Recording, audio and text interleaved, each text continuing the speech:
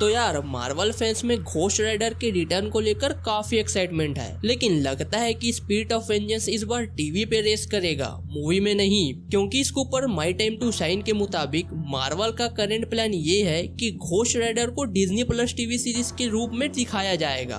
और ये सुनने के बाद मैं ये सोच में पड़ गया कि ऐसे शो को प्रोड्यूस करना सस्ता नहीं होता, क्योंकि इसमें स्पेशल इफेक्ट काफी इन्वॉल्व होंगे। और क्या इससे फैंस के एक्सपीरियंस खराब तो नहीं होंगे इसके चीप प्रोडक्शन की वजह से? लेकिन फिर भी ये एक सेफेस्ट बेट हो सकता है एक और फ्यूचर के कंपैरिजन में। और फिर ऐसा सोच सकते हैं कि ये anti hero long rumoured midnight sun movie का हिस्सा बन सकता है। ये नई रूमर तब आई है जब एक लीकर ने ये भी क्लेम किया था कि एजेंट ऑफ एटलस का शो भी डिज्नी प्लस के लिए बन रहा है। मार्वल स्टूडियोज ने कई सालों से घोस्ट राइडर्स के राइट अपने पास रखे हैं और मार्वल टेलीविजन को रॉबी रेस वर्जन को एजेंट ऑफ शील्ड में यूज करने दिया था। एक स्पिन ऑफ टीवी सीरीज का भी प्लान था, लेकिन जब केविन फेगी ने मार्वल का फुल कंट्रोल ले लिया और जेफ लियोब लेड प्रोडक्शन कंपनी को डिज्नी ने डेड कर दिया तो ये आइडिया बंद हो गया। रूमर्स चालू हैं कि जॉनी को एमसीयू में डेब्यूट करने के लिए लाइनअप किया जा रहा है और रिसेंट रूमर्स ये सजेस्ट कर रहे हैं कि वो मेफिस्टो के साथ स्पाइडरमैन 4 में दिखेगा। निकोलस केज को भी नेक्स्ट एवेंजर्स मूवी के लिए कंफर्म्ड कहा जा रहा है, जबकि वो डेडपूल एंड वुल्वरीन मूवी में भी रिटर्न करने वाले थे लास्ट समर, लेकिन उनके शूटिंग शेड्यूल ना मिलने के कारण वो उसमें नहीं दिख पाए। अब देखो, घोस्ट राइडर का मेंटल कई कैरेक्टर ने संभाला है, लेकिन जॉनी ब्लेज सबसे आइकॉनिक है। 1972 में डेब्यूट करने वाले ये स्टंट मोटरसाइकिलिस्ट हैं जो एक डील के जरिए डेविल से घोस्ट राइडर में बदल जाते हैं जब वो इविल के पास होते हैं। जैसा तुम जानते ही होगे, उनका सर फिर एक फ्लेमिंग स्कल में बदल जाता है और वो एक चैन विल्ड करते हैं जिसमें मिस्टिकल पावर्स भी होती है जो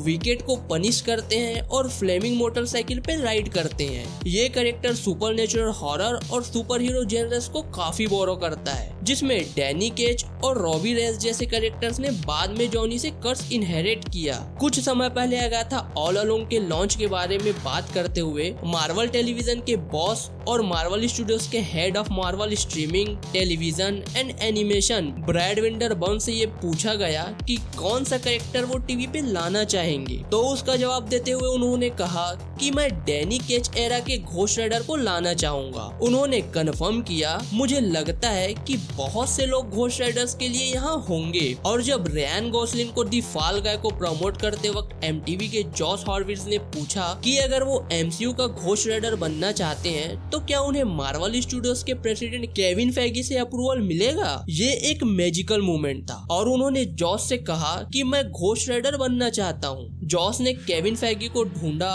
उनको कॉर्नर में ले गए और उनसे इंटरव्यू किया। जब वो कह रहे हैं मुझे ये चाहिए, तब सारे लाइट्स बंद हो गए। और जब रियान से पूछा गया क्या सही में इस बात पर कुछ रियल मूवमेंट हुआ है, तो रियान ने जवाब देते हुए कहा कि मुझे नहीं पता। और जब उनकी को स्टार एमिली ब्लंट ने बीच में आकर कहा कि वो सुपर हीरो प्रोजेक्ट में साइन अप करेंगे, तो रियान ने कहा कि मैं तो ये करना चाहता हूँ, ये अमेजिंग होगा to become a ghost rider. अब देखो, मैं इतना ही कहना चाहता हूँ कि इस कैरेक्टर में बहुत पोटेंशियल है। उसके ह्यूमन पर्सोना और घोस्ट राइडर वाले वर्जन दोनों में एक तरीके से spirit of vengeance moon night के हॉन्शू से मिलता जुलता है, लेकिन थोड़ा अलग है। दोनों एक डाइंग सोल को दूसरा मौका देते हैं, एक ट्रेड की तरह अपना काम करवाते हैं, लेकिन एक अच्छे के लिए लड़ रहा होता है, जबकि दूसरा पूरा रेज और वेंजेंस का है। जो 3 मेन घोस्ट राइडर्स हमने देखा है उनमें बहुत पोटेंशियल है। जॉनी ब्लेज जो ओरिजिनल है, मेरे राय में एमसीयू के लिए सबसे अच्छा है। उसके कॉमिक्स में दिखाया गया है कि उसमें एक गॉड लाइक बीइंग बनने का पोटेंशियल है और उसका सफर भी काफी इंटरेस्टिंग है। थोड़ा सैड है कि हमने उसे लाइव एक्शन में बहुत कम देखा है, पहले निक केज के साथ, फिर एजेंट ऑफ शील्ड के एक सीन में।